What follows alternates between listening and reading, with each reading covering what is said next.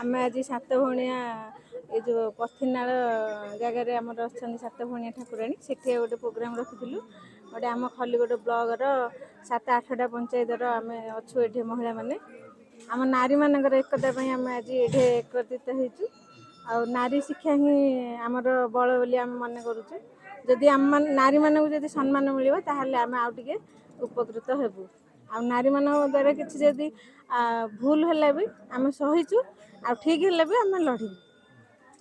ଆମ ଠିକ୍ ପାଇଁ ଆମେ ଲଢ଼ିବୁ, ଆମ ଉପରେ ଭୁଲ ହେଲେ ଆମେ ଛାଡ଼ିବୁନି। ସେଇ ମହିଳା ବର୍ତ୍ତମାନ ସଶକ୍ତ ହେଲେଣି। ଆଜିର ବନ୍ଧୁ ମିଳନ କାର୍ଯ୍ୟକ୍ରମରେ କ'ଣ ସବୁ ସ୍ଥିରୀକୃତ ହେବ? ବନ୍ଧୁ ମିଳନ କାର୍ଯ୍ୟକ୍ରମରେ ଆମେ ଆଜି ଖେଳକୁଦ କଲୁ, ମଜାମସ୍ତି କଲୁ। ଆଉ କିଏ କାହାର ସୁଖ ଦୁଃଖ ବି ଏଠି ବାଣ୍ଟିଲୁ। କାହାର କ'ଣ ଅସୁବିଧା ଅଛି ଆମ ବ୍ଲକର ଯେଉଁ 8ଟା ପଞ୍ଚାୟତରୁ ଆମେ ମହିଳାମାନେ ଆସିଛୁ, ସମସ୍ତଙ୍କର ଅସୁବିଧା ଆମେ ଏଠି କହିଲେ। କିନ୍ତୁ ଆମର ମହିଳା ମହାସଂଘ ଯେଉଁ ବ୍ଲକ ସ୍ତରୀୟ ଅଛି, ସେଠି ଆମେ ସମସ୍ତେ ଜାଣିପାରିଲୁ ଯେ କାହାର କ'ଣ ଅସୁବିଧା ଅଛି। ଯେଉଁ ପଞ୍ଚାୟତରେ ଆମର ଅସୁବିଧା ଅଛି ସବୁ ମହିଳାମାନେ ସପୋର୍ଟ କରିବୁ, ସେଥିପାଇଁ ଆଜି ଆମେ ଏଠି ଏକାଠି ହେଇଛୁ। ସର୍ବପ୍ରଥମେ ନବବର୍ଷ ପାଇଁ ଆପଣମାନଙ୍କୁ ଆଉ ଆମ ଭଉଣୀମାନଙ୍କୁ, ଆମ ଅଞ୍ଚଳବାସୀକୁ ସମସ୍ତଙ୍କୁ ଅନେକ ଅନେକ ଶୁଭେଚ୍ଛା, ଶୁଭକାମନା। ଆଜି କୈରାଶୀ ନିକଟସ୍ଥ ସାତଭଉଣିଆ ଠାକୁରାଣୀ ମନ୍ଦିରରେ ଆମେ ସମସ୍ତେ ଗୋଟିଏ ବ୍ଲକ ସ୍ତରୀୟ ମହାସଂଘର ବନ୍ଧୁ ମିଳନ କାର୍ଯ୍ୟକ୍ରମ କରୁଛୁ। ଆଜି ଆମ ପାଖରେ ଉପସ୍ଥିତ ଅଛନ୍ତି ଆମର 7ଟି ପଞ୍ଚାୟତ: ବଦିନୁଆପଲ୍ଲୀ, ତୁଳସୀପୁର, ମଥୁରା, କହ୍ନେଇପୁର, କୈରାଶୀ, ସାବିଳିଆ ଏବଂ ଆମର ମାଣିକପୁର। ଏସବୁ ପଞ୍ଚାୟତ ଗୁଡ଼ିକ ଆମ ପାଖରେ ଭଉଣୀମାନେ ଉପସ୍ଥିତ ଅଛନ୍ତି, ତାଙ୍କୁ ନେଇକରି ଆମର ଆଜି ବନ୍ଧୁ ମିଳନ ହେଉଛି।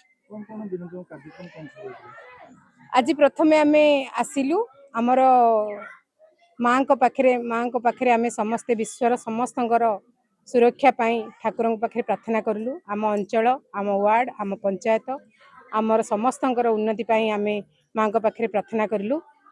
ତାପରେ ଆମେ ଆମର କାର୍ଯ୍ୟକାରୀ ଉପରେ ଆମେ ଗୁରୁତ୍ୱ ଦେଲୁ। ଆମର 5ଟି ବିଷୟରେ ଆମେ ଆଲୋଚନା କଲୁ। ପ୍ରଥମ ହେଲା ଝିଅମାନଙ୍କର ଶିକ୍ଷା, ଦ୍ୱିତୀୟ ହେଲା ଗାଁର ଭଲ ପରିମଳ ଅଭ୍ୟାସ, ତାପରେ ହେଲା ଗାଁର ପାନୀୟ ଜଳ, ତାପରେ ହେଲା ପୁରୁଷମାନଙ୍କର ମଧ୍ୟାଭ୍ୟାସକୁ କେମିତି ଆମେ ମଦ ଅଭ୍ୟାସକୁ କେମିତି ଦୂର କରିବୁ, ତାପରେ ହେଲା ଆମର ଗାଁ ପାଇଁ କ'ଣ ସ୍ୱପ୍ନ, ସେ ଉପରେ ଆମେ ଆଲୋଚନା କଲୁ।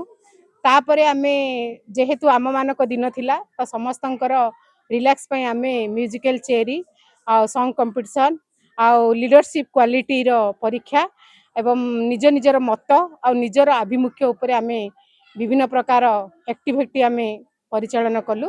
ସମସ୍ତେ ଆମକୁ ସହଯୋଗ କଲେ। ଆମର ଏଇ ଅର୍ଗାନାଇଜେସନ୍ ସହିତ ଓତଃପ୍ରୋତ ଭାବରେ ଜଡ଼ିତ ହୋଇଛନ୍ତି ଆମର ଉଷା ମ୍ୟାଡ଼ାମ୍, ଆମର ଚନ୍ଦନ ସାର୍, ଆମର ରେବିକ୍ ସାର୍ ଆଉ ଆମର ସଞ୍ଜୀବ ସାର୍ ଆମ ସହିତ ଥିଲେ, ଆମକୁ ସବୁ ସହଯୋଗ କଲେ। ସେଥିପାଇଁ ଆମେ ସବୁଙ୍କୁ ଧନ୍ୟବାଦ ଦେଲୁ।